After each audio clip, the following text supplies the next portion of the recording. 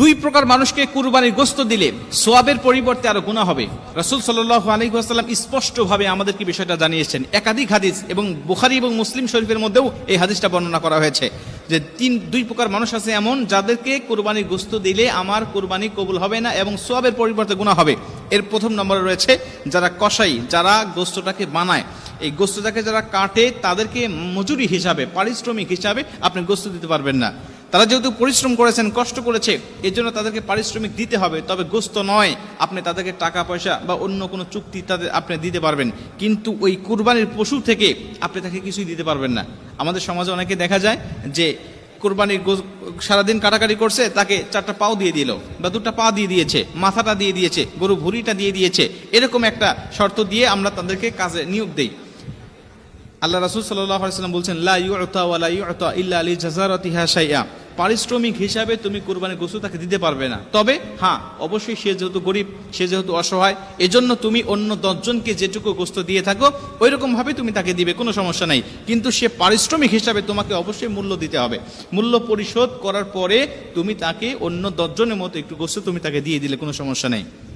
আমাদের সমাজে দেখা যায় অনেক বাড়িতে ভুঁড়ি সাফ করতে পারে না, এর জন্য পাশের বাড়ির কোনো মহিলাকে ডাক দিয়ে, গরিব মানুষকে ডাক দিয়ে বলে, তুই এটা সাফ করে দিই, তুই অর্ধেক নিবি, অর্ধেক আমাকে দিবি। এই বিষয়গুলো কখনো দেওয়া যাবে না। আপনি, সে পরিশ্রম করেছে, তাকে আপনি টাকা দেন, অন্য বিষয়গুলো দেন, কোনো সমস্যা নাই, কিন্তু কুরবানির পশু হতে আপনি তাকে কিছু দিবেন না, গোশত তাকে দিবেন না। আপনি তাকে বলে দিবেন, ভাই তুমি আমার গোশতটাকে বানাবে সারাদিন, অবশ্যই তোমার সারাদিন একটা পারিশ্রমিক আছে, একটা দাম আছে, আমি তোমাকে কত টাকা দেবো তুমি বলো, তুমি আমার কাছে টাকা চেয়ে নাও, আমি তোমাকে কুরবানির গোশত হতে তোমাকে দেব না। অন্য 10 জনকে যেমন দেই আমি ঠিক অনুরূপ তোমাকে দেব। বেশি আশা তুমি আমার কাছে করবে না। বেশি আশা করলে তুমি আমার কাছে টাকা চেয়ে নাও যে কত টাকা তুমি নিবে, কিন্তু গোশত তুমি বেশি আশা করতে পারবে না। কেন? আল্লাহ রাসূল আমাদেরকে নিষেধ করেছেন হাদিসের মধ্যে, বুখারীতে, মুসলিমে, অন্যান্য বিভিন্ন কিতাবের মধ্যে হাদিসটা বর্ণনা করা রয়েছে। 2 নম্বরে, এই পশুটিকে যারা জবাহ করে, বিশেষ করে ইমাম মুয়াজ্জিন, আমাদের মতো হুজুররা যারা, এরা পশুটাকে জবাহ করে, দেখা যাচ্ছে অনেক জায়গায় এই জবাহ করার জন্য, জবাহ করার কারণে দেখা যাচ্ছে সমাজের মধ্যে হুজুরের জন্য আলাদাভাবে গোশত নয়, যে সে জবাহ করেছেন এজন্য তাকে আলাদাভাবে একটা ধরা হয়, একটা নির্দিষ্ট মাপ, যে এই মাপে তাকে দিতে হবে। মজুরি সে জবাহ করেছেন, সে জবাহ করেছে, এজন্য আপনি আলাদা করে তাকে দিতে পারবেন না। সে জবাহ করেছেন, ইমাম, সে মুয়াজ্জিন, সে জবাহ করেছেন, তাকে আলাদা হিসাবে আপনাকে অবশ্যই টাকা দিতে হবে। আপনাকে অবশ্যই পারিশ্রমিক হিসেবে টাকা দিতে হবে। আপনি গরু প্রতি 1000, 2000, 5000 যা যেমন পারেন আপনি দিয়ে দিলেন, সমস্যা নাই। কিন্তু আপনি যদি মনে করেন যে না, সে ইমাম মানুষ, তাকে কিছু দিতে হবে, অবশ্যই অন্য 10 জনের মতো আপনি তাকে দিবেন, কিন্তু পারিশ্রমিক হিসাবে সে জবাহ করেছে এজন্য আমি তাকে অনেক মোটা অঙ্কের কিছু দিব, আমি 5 কেজি 10 কেজি তাকে গোশত দেবো, এমনটা নয়।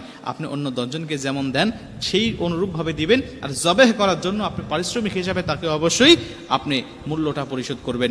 এই 2টা ব্যক্তিকে আপনি পারিশ্রমিক হিসাবে আপনি দিতে পারবেন না। অন্য কোনো ব্যক্তিও যদি এই কোরবানির গোশতের জন্য পরিশ্রম করে, পারিশ্রমিক হিসাবে গোশত দিবেন না। অন্য 10 জনকে যেমন দেন ঠিক তেমন দিবেন, বেশি কিছু দেওয়ার চেষ্টা করবেন না, তাহলে হয়তো আপনার উদ্দেশ্যটা বাতিল হয়ে যেতে পারে। যেহেতু আল্লাহ রাসূল সাল্লাল্লাহু আলাইহি ওয়াসাল্লাম আমাদেরকে জানিয়েছেন, আলী রাদিয়াল্লাহু তাআলা তিনিও বলেছেন যে নবীজি আমাকে নিষেধ করেছেন, এর জন্য আমি পারিশ্রমিক হিসাবে মূল্য দেই, তাকে আমি কখনোই গোশত দেই না। অন্য 10 জনকে যেমন দেই ঠিক তেমনই দেই, বেশি কিছু তাকে দেওয়ার চেষ্টা আমি করি না।